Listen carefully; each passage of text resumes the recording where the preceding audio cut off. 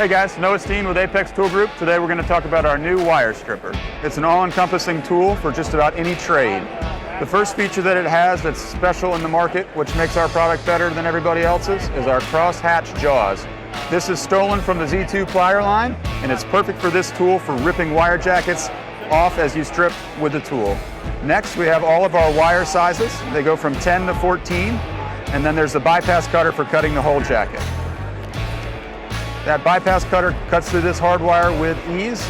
The last part of this product that makes it unique is our hardwire cutter at the back. You'll notice it does not have the slope like the bypass cutter does. This is perfect for cutting chandelier style chain, very lightweight material, so you don't chip or dull your blades.